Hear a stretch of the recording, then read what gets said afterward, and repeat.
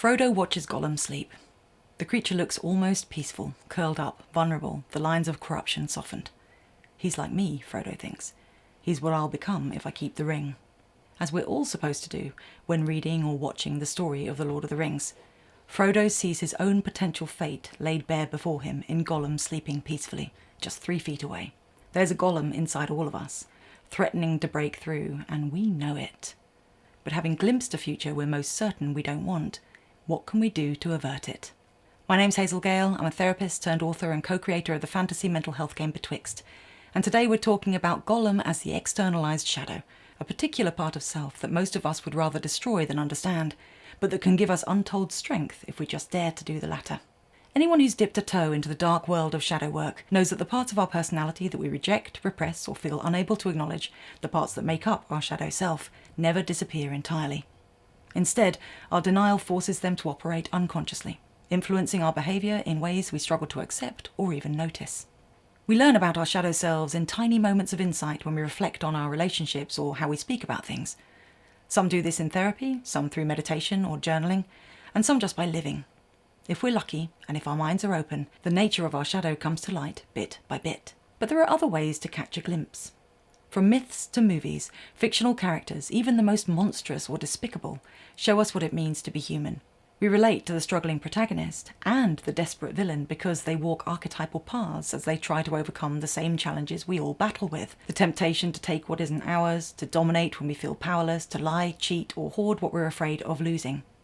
To become the bully when we're tired of being the coward. Stories make the shadow visible. They give it a body, a voice, a face, and a place in the world. In The Lord of the Rings, Gollum is Frodo's shadow in the flesh. A visual manifestation of what Frodo will become if he loses his internal battle, and what we'll all become if we lose ours.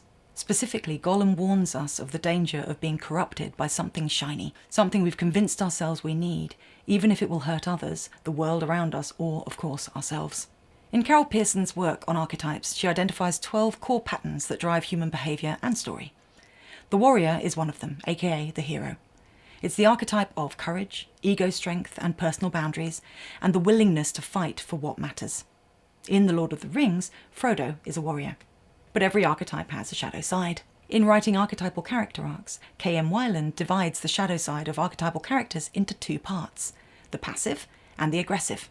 For the warrior archetype, the passive shadow is the coward, too afraid or self-doubting to fight for what matters. The aggressive shadow is the bully, too bitter and angry to fight for what matters, preferring to use the ego strength it's developing for personal gain. Of course, none of these archetypes is limited to a single form. The coward can become the bully when they discover their own power, or they can become the warrior by making peace with their fear, just as the warrior can slip and descend into either of their shadow forms if they're not careful.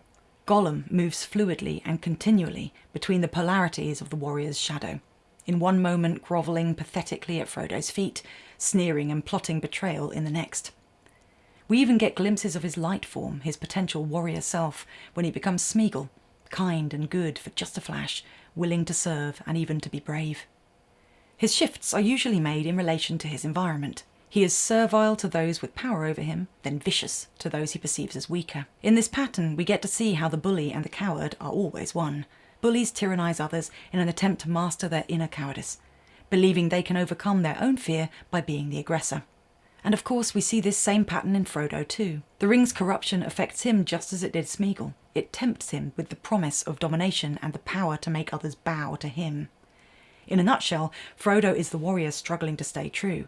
Gollum is what happens when the warrior falls. In his corruption, Gollum becomes fractured. As if his psyche couldn't contain the reality of his deterioration, couldn't fully bear it, it splits into 2. Mary-Louise von Franz writes about this pattern as it appears in fairy tales. When the protagonist encounters figures who've been split by trauma or dark magic, the schism represents what happens when integration becomes impossible. When the shadow has consumed so much that the ego can no longer hold both light and dark in one coherent self. This sounds dramatic and final, but this fracturing of self is something we all do naturally, albeit to varying degrees. Jung called the split-off parts of the self complexes or splinter psyches. We develop them to cope with the challenges of life, especially when a particular experience or trait is being repressed. Before I go on, I need to make a crucial distinction. I'm not discussing dissociative identity disorder or OSDD1 here, which are specific trauma-based conditions where the development of distinct identities, alters or parts, serves as a survival mechanism. The alters and DID or OSDD systems are full, valid identities, not shadow material or quote-unquote inferior aspects, and not something to be eliminated or integrated against the system's will. That's a completely different conversation requiring its own respect and understanding. What I am exploring here is the everyday psychological splitting that we all experience, the way we compartmentalise, develop personas, or exile parts of ourselves that feel unacceptable. A splinter psyche allows shadow content to exist, as it must do, but in a place that feels safely separate from the rest of the ego. Of course, it doesn't mean we actually keep it under lock and key. Our complexes push to the surface when they need to, and we won't always like the results. Healing a fracture of this kind means reintegrating the rejected splinter, welcoming it home rather than trying to force it away. Gollum seems to be largely beyond the point of redemption, but not quite. He walks this line throughout the story of The Lord of the Rings, tantalising us with the possibility of a return to goodness every time Smeagle finds his way out. K.M. Weiland identifies 3 types of character arc that show up in archetypal stories. Positive, that's a change for the better. Flat, the character doesn't change though the world around them may do. And negative, a story of corruption or disillusionment. The archetypal warrior arc that Frodo travels is a positive change arc. The character grows from someone who doesn't believe in their own strength, influence or importance into someone who discovers and integrates their personal power in order to use it in the service of good. To walk this path, the warrior must reject the archetypal lie they start out by believing. My actions are insignificant. In favour of the archetypal truth. All my actions affect the world around me, or in Weiland's words, those I love. Gollum's arc is a corruption arc, a slow, centuries-long descent into total possession by the archetypal lie of powerlessness. The story-specific lie that Gollum believes goes something like this. The ring is my salvation, it completes me. Without it, I am powerless. Without it, I am nothing. Unable to integrate the warrior's truth, Gollum rejects the true power of autonomy, connection and service for the illusion of power offered by the ring. And now the ring whispers the same lie to Frodo, and we can feel the tension every step of the journey. One wrong move, and Frodo will suffer the same fate. Stay strong, Frodo, we think as we read. Resist the temptation, you can do it. We relate to Frodo's struggle because we know it ourselves, and we long for him to succeed because we need to know that we can too. This kind of success, we learn in the story, is dependent on compassion. As told by Gandalf, the wise mage archetype to Frodo's warrior, Bilbo's pity may rule the fate of many. If Frodo's uncle Bilbo had done the easy thing and simply killed Smeagle right back when he took the ring, the quest would have failed before it even began. Gollum is the only creature alive who can lead Frodo and Sam to Mount Doom, making him essential to the success of their quest. Remembering Gandalf's wisdom, Frodo takes pity on Gollum. Unlike Sam, who wants Gollum dead, Frodo consistently shows compassion to his externalized shadow, seeing him and acknowledging his importance and right to exist. Frodo shows Gollum mercy because he recognises that Gollum is what he can become, and in showing mercy to the shadow, he's showing mercy to himself, an essential part of the process of psychological shadow integration. Sam functions as another part of Frodo's psyche, aligning with the ego's natural response to the shadow. Destroy the threatening parts, they're dangerous and better off eliminated. He's no good, Mr. Frodo, never was, never will be. But you can't eliminate your cowardice or selfishness, or your hunger for power. You can only bring them into consciousness and choose differently, aided by the light of awareness. There's a scene in The Return of the King that breaks my heart every time I watch. Gollum is leading Frodo and Sam up the stairs of Cirith Ungol. It's night, Frodo is asleep, and Gollum reaches out and touches Frodo's shoulder gently, almost tenderly. For just a moment, Smeagle surfaces, and we see the part that could still choose differently. Then Sam wakes up and snaps at him, causing Gollum to return, face contorted with hatred. This moment demonstrates the fragility of the shadow's redemption and how easily it retreats when met with shame. The lost parts of the self need to be witnessed without judgment if we're going to coax them back into the light. At Mount Doom, the story's climax, everything converges. Frodo finally succumbs to the call of false power, claiming the ring is mine. Gollum attacks him, bites off the finger on which the ring has been placed, and falls into the fire, clutching his precious. Here we see Frodo embody the corrupted part of himself that has always been there, that we have known existed all the way through regardless of whether or not we've admitted it to ourselves. For Frodo to complete his positive change arc and succeed in saving Middle-earth, this part has to be realised so the control it has over Frodo can perish once and for all. It is Gollum's desperate rage that tips things over the edge, literally. As Gollum, this part externalised, and the ring, this part's desire, both plummet into the fire, the levelled up version of Frodo is able to be born. The key thing here is that Frodo had to succumb for this to happen. He had to wake up to the reality of his inner struggle and take ownership of the corrupted part. Only then could the threat of it burn away.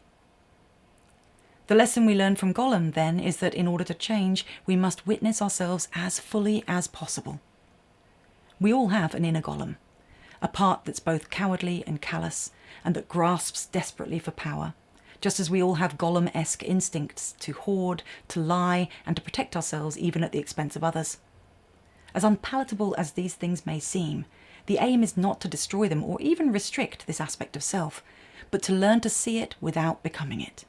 That is, to integrate and hold it in our awareness, so when those urges arise, we can make conscious decisions about how we respond rather than unconsciously embodying our Gollum self and allowing it to run the show. The key to achieving this is to remember that even the most monstrous of urges or inclinations are born of genuine need. And every need we feel is valid and important, even if our initial interpretation of it, that is, how we first think we have to meet it, is completely out of the question. If we take Samwise Gamgee's approach and simply try to cut off the needing part, it will find a tricksy way to have its will done.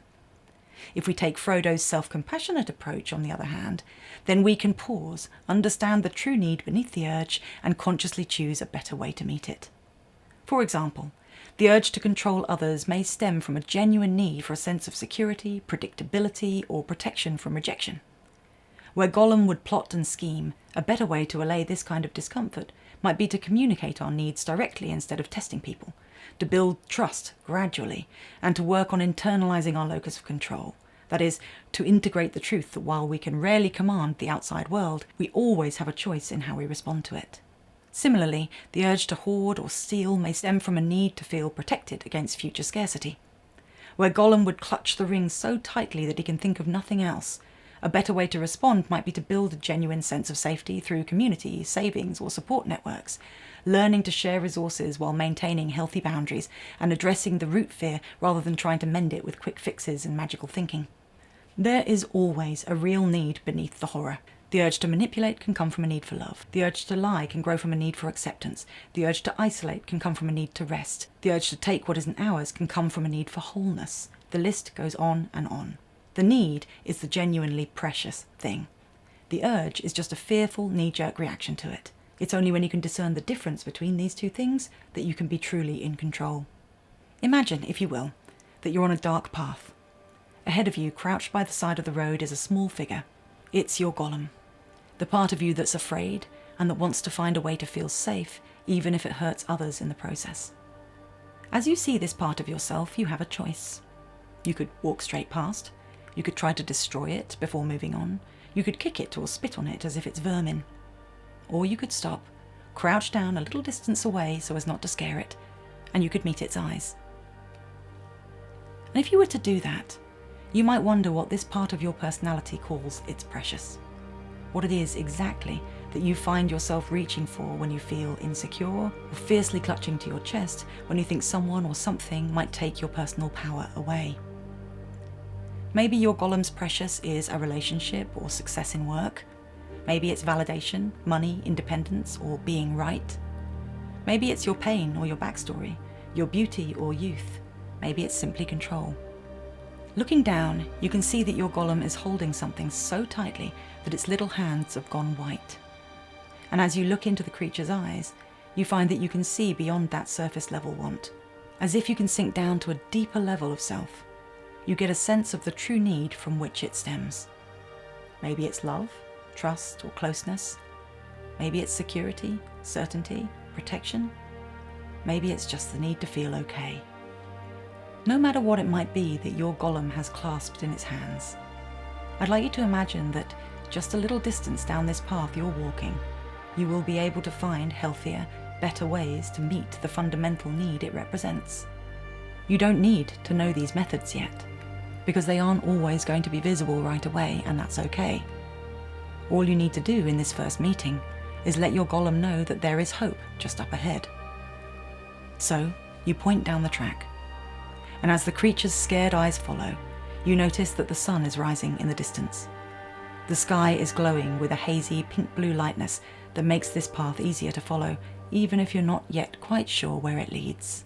And maybe that's enough for your golem to trust what you're telling it, even if it doesn't yet let go of what it holds.